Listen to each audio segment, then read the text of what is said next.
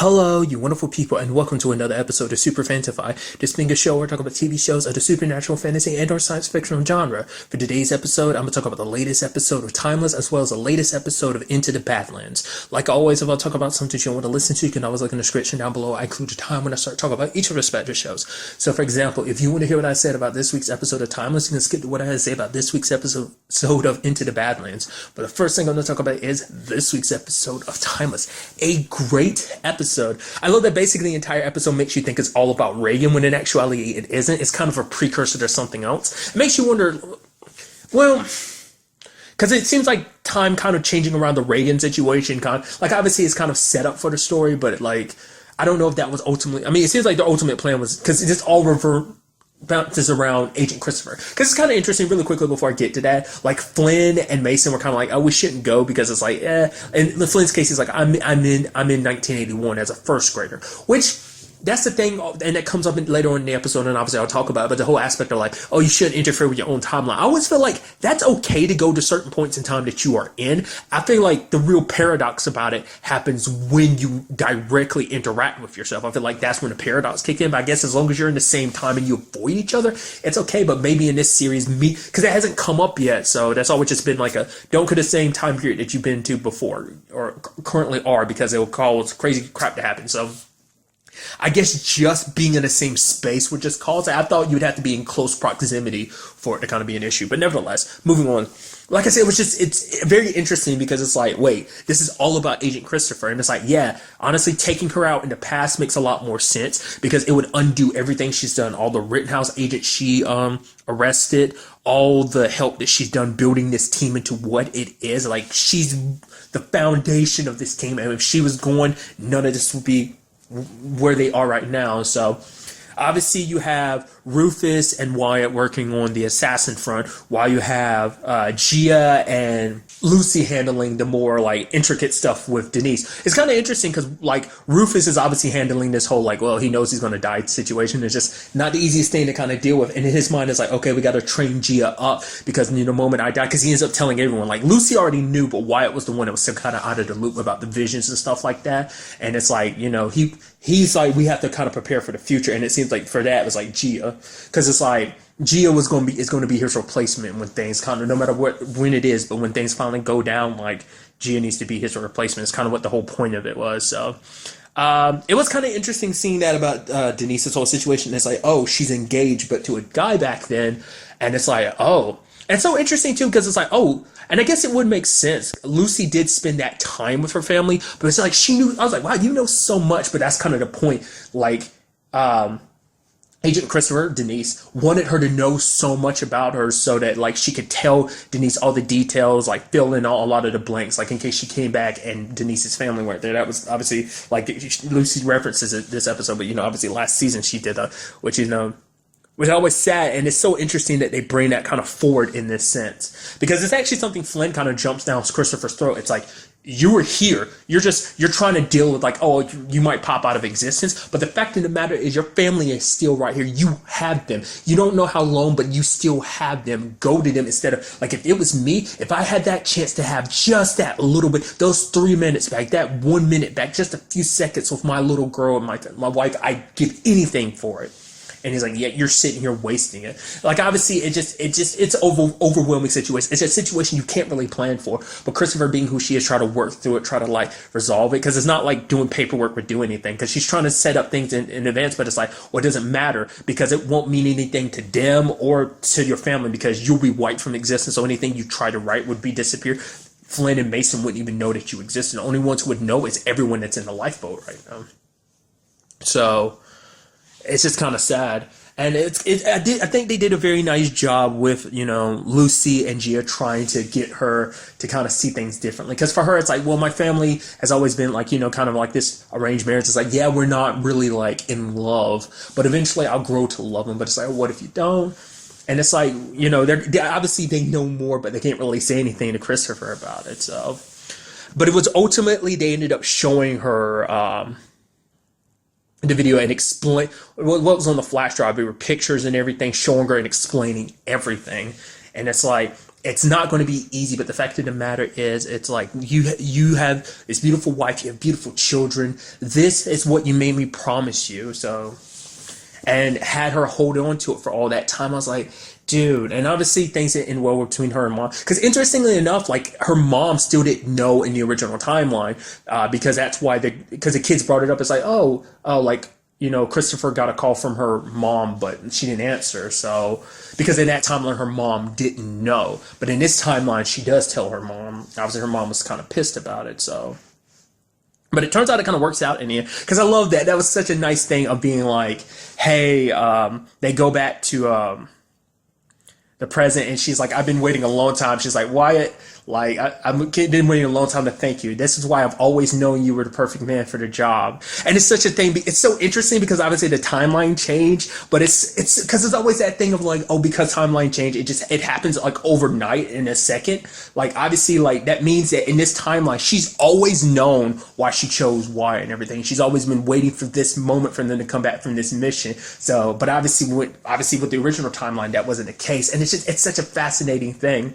In this timeline, she's on good terms with her mom. Yeah, they bump heads every once in a while, but it's like, she's like, I can't imagine like this without doing any of this without my mom. And it's like, that it's good to know that, there are changes to the future. I mean, to this time, well, future / present, but at the very least, there was positive change. She's got her mom in her life, and it's like, oh, but she loves her grandchildren. I'm like, that's the beauty of it all. So I thought that was kind of nice. Another side of things, interesting enough, was we kind of learned more about the Rittenhouse situation. Not everyone that's a part of Rittenhouse 100% believes. I believe even Carol has her doubts at this point in time. She won't really admit it, but even she doesn't. I mean, especially because a lot of those current situations lead to like, oh yeah, Lucy has to die because she's interfering. So there's that. But I think even Carol's having her doubts with the way, even kind of seeing who Nicholas is. I think she might not necessarily like his approach to things. Obviously, we saw previously, wasn't that last week's episode, where Emma had her disagreement about the whole situation, but nevertheless, Wyatt and Rufus end up talking to the assassin and basically explains that Rittenhouse came to his family. They were in a whole situation because his dad caught up in embezzlement, died, and his family was kind of in a hole. They kind of helped him out. His brother Zach was the one that was more into it and everything like that. He wasn't himself, but basically got caught up in it. Like, for him, it's like, oh, time travel, wonderful thing. But it wasn't until his brother came to him in this episode, like after 12 years, to be like, yo, in this particular time period, because he'd been there since like 69, go kill Agent Christopher. Like, he had no idea that's what this was all about, and he knows that his family's in danger. So obviously Wyatt kind of beats onto him a little bit, which kind of plays into a plot point I'm gonna get to in a little bit. But because obviously, like, they're very segmented because they're only supposed to know their mission. That way, if someone was captured, not everyone has the entire plan. You're supposed to only have your plan. I guess for one, it's also to keep you focused on one thing, not worrying about the, butterfly effect of other. Just focus on the one mission that you've been given. There's that, but also it's just so no one person knows all of the plan. The only person that knows is Nicholas and probably Carol and Emma potentially. So, especially where her and Nicholas stand right now. So, poor dude ended up killing himself though, because Rufus was kind of like, no, we can find, it's like, we don't have to kill him because that's not who we are. We're different from Rittenhouse. It's like, we can just let you go or whatever, which he wanted to be let go, but he felt, Wyatt kind of surmises, like, he probably thought like Rittenhouse would find him anyway. Rittenhouse has very good connection, so him and his family wouldn't be safe. So, it's that situation of like, if they had found out that he failed, like, they would suffer the ramifications for it, and Wyatt's kind of like, in the end, he was kind of a victim too, like, which kind of shows a different perspective, because it made it seem like everyone that was part of Rittenhouse fully believes or fully invested in it. It's like, no, there are people who are forced in this situation. It's like they're kind of forced to play like things are supposed to be what they are. Wait, sorry, I don't know what the hell I just said. Sorry. That basically they kind of force, almost blackmail, extort these people into these situations. Some, like, obviously you have full-on believers like Emma, sure, and Carol, but there are those who are, as we can see with this dude, who are just not into this for the, like, all of that, so it's just kind of an interesting perspective.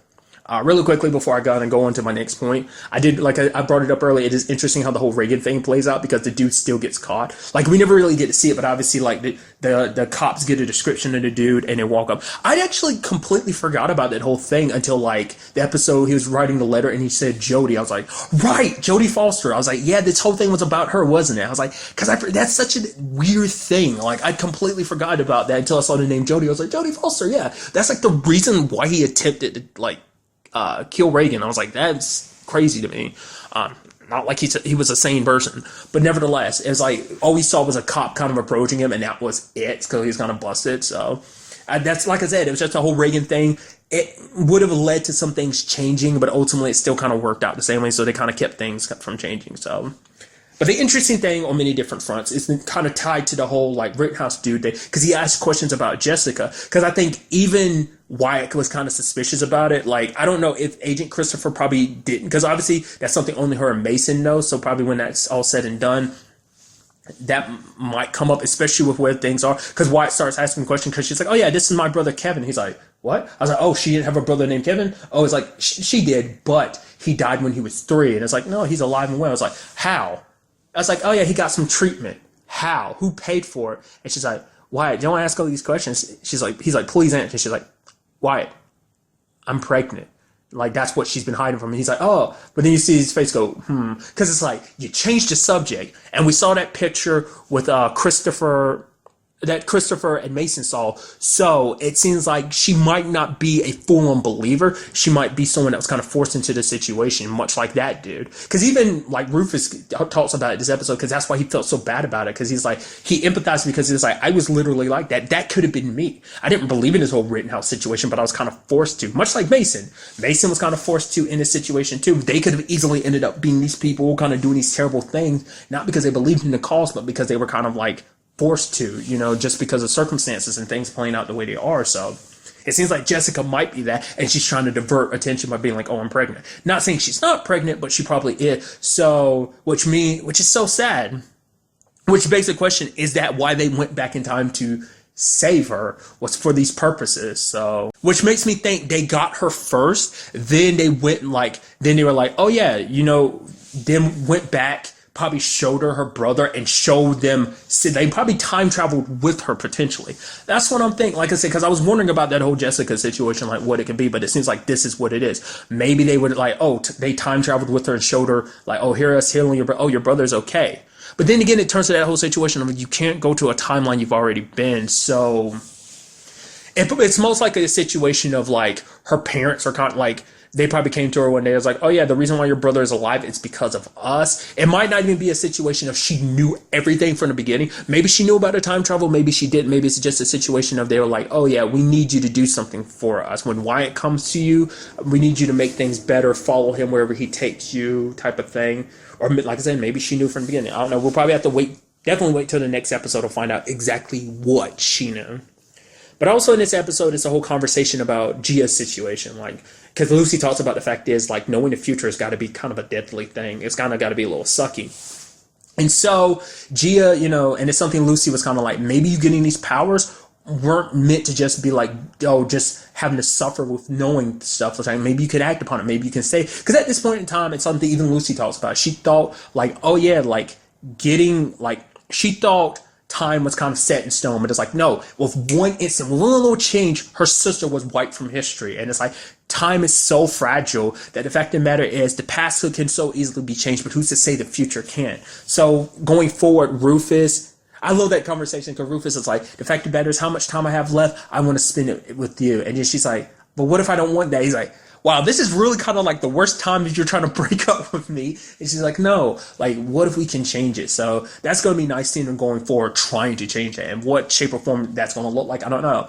It is that situation of like, well, Rufus tried before, but it didn't help. But I guess it's a situation of you have to go. I think when it comes to changing time, you have to go hard in a direction. You can't just like make some minor changes. You have to like deviate probably a lot of stuff, like break stuff down like this isn't. You have to probably make a whole bunch of moves before the domino effect really kicks in. Maybe one or two things, time kind of snaps back into place to kind of play out the way it is anyway. Just like the JFK situation, it was most likely, maybe in that situation, with unbeknownst to anyone, they had JFK set up like the whole assassination thing might have been set up in many different places, type of thing. I don't know. You don't know like what other things could have been set up ahead of time to kind of lead to that. Maybe it was still some Rittenhouse stuff set up at that point in time that we're not aware of. I don't know.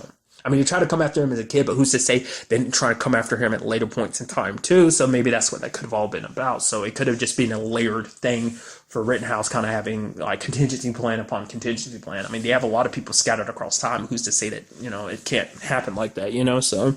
Which kind of gets Lucy thinking about her future. So she finally asks Flynn about the whole situation. So it seems like at the very least, Lucy, maybe 5 years from now, comes to Flynn. Like I said, it's the whole situation. That's most likely Lucy at the end of all of this. No matter what it looks like at the very end or near the end of the series, like whatever that's supposed to look like, whatever the situation the show is in, that's going to be her being like, Flynn, here's this notebook. Because she hasn't even started writing it yet. So it probably won't be till like the very end that she writes it. Because I think, didn't her mom gave her the book last season? She just hasn't written in it. So just because she's always been kind of afraid. But once again, it brings up that conversation I was bringing up earlier. The whole like, oh, but she's like, that can't be. You can't go to the same time. Like I said, maybe there's a little more leeway. But also Flynn kind of brings up something interesting. It's like they've modified the lifeboat to have 4 seats. So who's to say later on down the road that Gia and Rufus don't find a way so that you can actually do that without there really being too much of a space-time continuum problem. So I don't know. That's kind of a lot of interesting things to think about. But I like the whole thought of it because you know that it's going to have to end there, or like I said, roughly end there.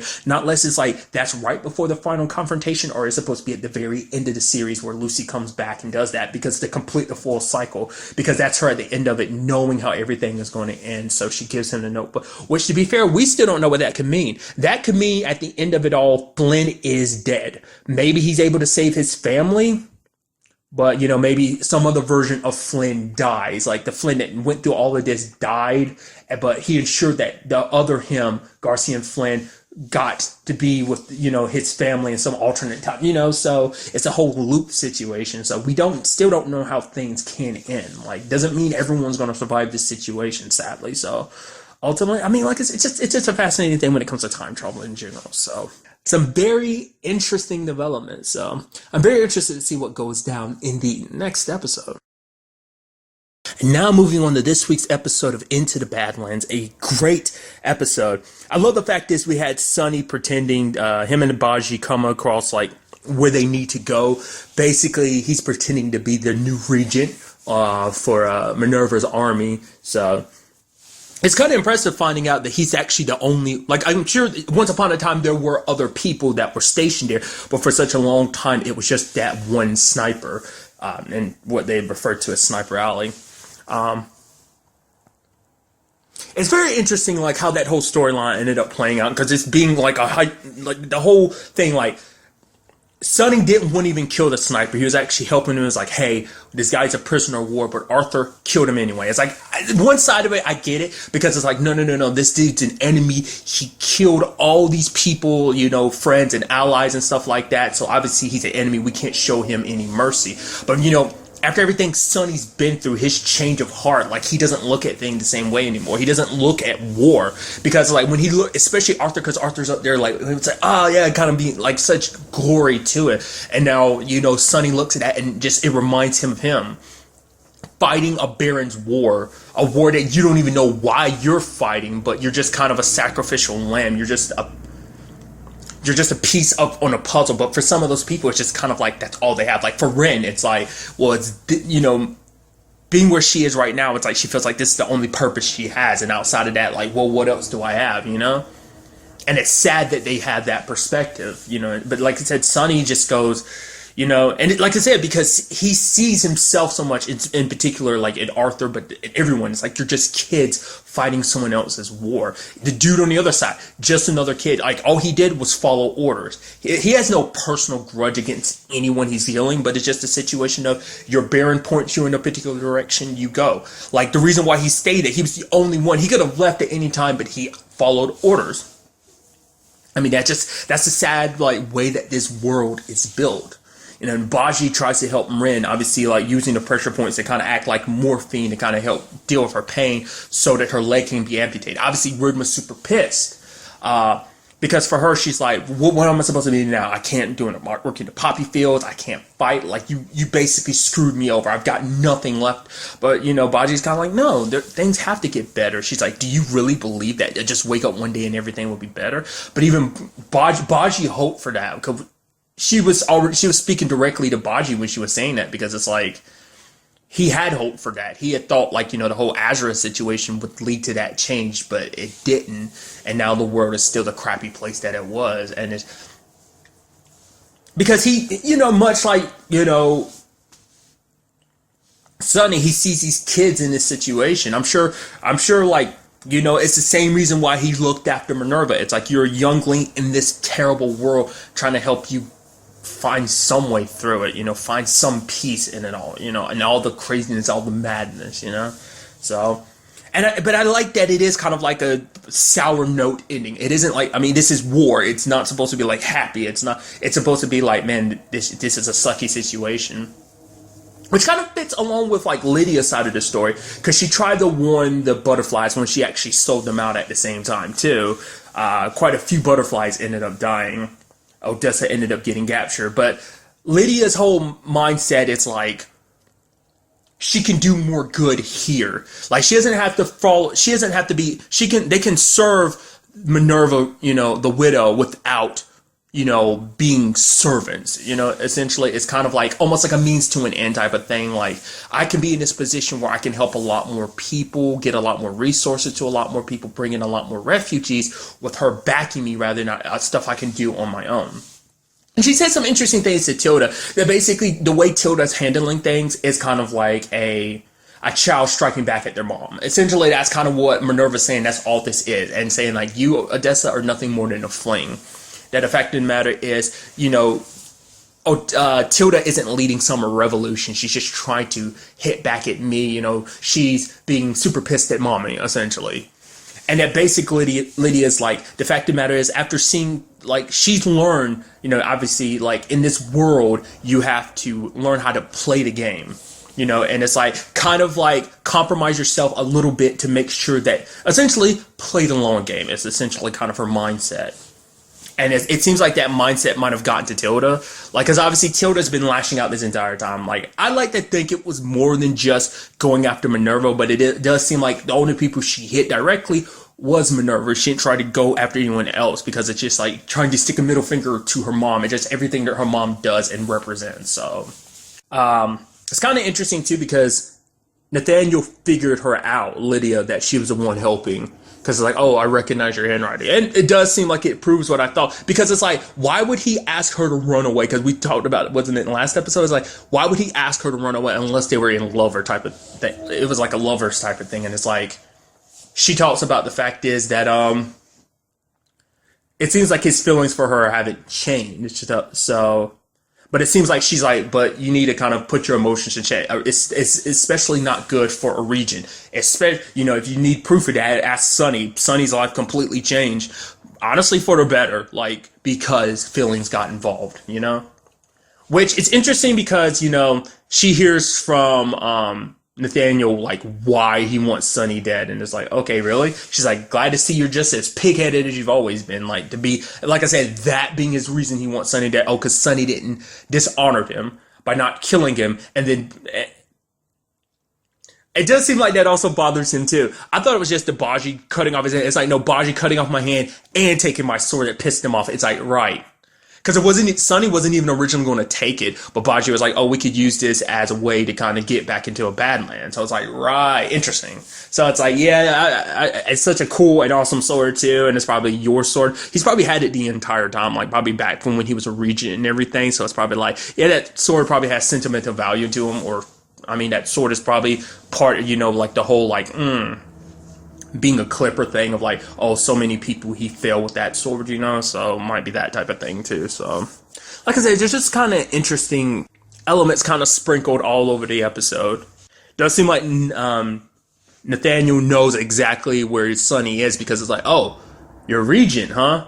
And then, so I was actually surprised he didn't actually, I guess it's a long trip, so obviously he wouldn't be able to catch up in time before they ended up leaving, but still. What was really interesting is Tilda kind of giving herself over to Minerva, and that is she's willing to make a deal. Like, you let Odessa go and everything. And it's like, oh, like, I want you to come back as my regent. Because Minerva realizes she can't do this alone. And just kind of like, it's not just enough for her to stop this Iron Rats, which is also an interesting thing. Apparently, she's known the entire time. She just pretended like she didn't know. Because I was wondering if she knew because it was Odessa. It's kind of like, oh, no, she knew from the way Lydia kind of puts it. It's like, oh, she knew from first sight. So it must be that. I thought she might have been referencing Odessa, but maybe even looking at the picture, the fact, because I was like, oh, she doesn't know, but it's like, no, she probably just pretended not to know, because that way she can kind of detach her emotions away from what needed to be done. But I think when it was all said and done, she had a change of heart, because she's like, no, I still need Tilda.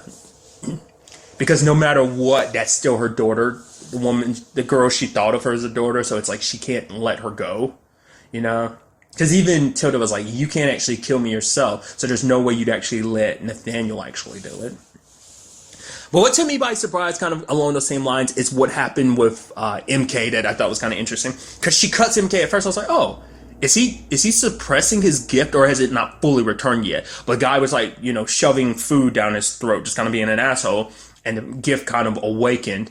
And I just love MK being like, remember what I told you the first thing I'd do if I got my gift back? And went after Minerva hard, dude. I mean, if it wasn't for Tilda, I think Minerva would have been screwed. Which is interesting. I'm sure even to MK, it's like, you're actually protecting her. Because I think Tilda's looking at the bigger picture here. It's like, well, maybe there's also a part of her that's kind of like, still cares for her. But also it's like, this isn't the way. Like, we'll find a different way. So they leave at the end, all three of them. But I'm curious if Tilda's going to come back or not. I kind of get the feeling she will, because she'll probably figure that she can do a lot more like this. I'm curious to see what MK does in the long run, because obviously Odessa's going to want to stay with Tilda, but it's probably going to be like, we can do so much with this. But then Tilda's probably going to be like, honestly, I didn't have the best intentions when I started this. I just wanted to, strike at my mom. And it's like, that's not doing enough. That's not doing any good to anyone out there. So how can I most benefit people? Because it's interesting, too, because Lydia says something I thought was kind of nice, where she was basically like, she looks at Tilda and she sees in her the same thing she had hoped for Ryder. And that is that you can lead this world better than any of us could have. Because she said it herself, people like Quinn and Minerva aren't going to last long in this world. That they're basically going to fizzle out. There has to be others who come afterwards to rise. Lydia obviously kind of has her own alternatives. Her own motives for sticking around and stuff like that. But trying to be Baron again isn't in her forte. It isn't something she's interested in. At least I don't think. But I think she believes that, this world will kind of belong to them, the kids. It's like we're setting up this future so that they can kind of take over. They're the ones, in particular, Tilda might be the next Minerva, in a sense of she'll be the next one to rise up, but that doesn't mean that she will be exactly because she can learn from Minerva's mistakes and grow to be not even necessarily a Baron, because it also depends on what they decide to do with this society. They might not even have the Baron and cog system anymore, which is the whole thing Minerva was trying to destroy. But that's something Lydia also said too. You have to find your place in this world before you can, be in a position to really change anything. Which is I don't know, man. It's a give and take with that topic, because it's you can always change more from the inside than you can from the outside. It's kind of the whole thing. But still, because she brought up a good point of tilting that line, but not completely crossing it, of giving into your, compromising your beliefs and, stuff like that. So it's definitely going to be interesting to see ultimately what Tilda does. I do get the feeling with what this episode set up, she's definitely going to kind of come back to Minerva. But in what regard, I don't know. It's definitely going to be interesting to see. But like I said, also going to be interesting to see what MK does in the long run. Obviously, Sonny killed his mom. Like I brought up last episode, my thought is that he might come back too, because Minerva might be the best way he can get to Sonny, especially because Moon is chasing him too. Which I'm also curious to see, will Moon end up having a change of heart when he sees Sonny's situation? Because Nathaniel had a family himself, but his past came up and caught up to him. And to a certain extent, you can make the argument that Sonny's past still came up and caught up with him too, because it was Quinn in in the end, that was the reason why Vale died, you know? So, and once again, directly / indirectly, but more so directly, Minerva's the reason why that all happened too. So I'm just very interested to see where like that's all going ahead and like what direction this is all going to head in the next episode. Because it also seems like MK might have more control over his gift now too, so that's definitely going to be interesting. Because before now, it's always been a gift has gone wild. Now that I actually think about it, it's kind of interesting. Like he didn't have his gift like what 80% of last season, so that's kind of interesting to think about. I didn't even think about that till just now. I was like, right, he didn't have the gift more. I mean, and the little time he did have it, it's not like he used it a lot. I think he used it like one time when the master was like, oh yeah, show me how if you can control your gift. So that's the only time he used it last season. So that's just kind of interesting to kind of think about. I'm also curious to see if that struggle is completely done, or will we see more of him kind of battling his demons. Like it seems like he's more so accepting them, but I don't know if he's completely conquered them or not. Like I said, just a lot of stuff that's kind of flowing through my mind. I'm curious to see like where that's all going to take us going forward. So we'll just kind of have to wait and see. But really, that's all I want to talk about in this episode. Till the next time we meet, be happy, be safe, live life to the fullest, and enjoy it. Good day and goodbye.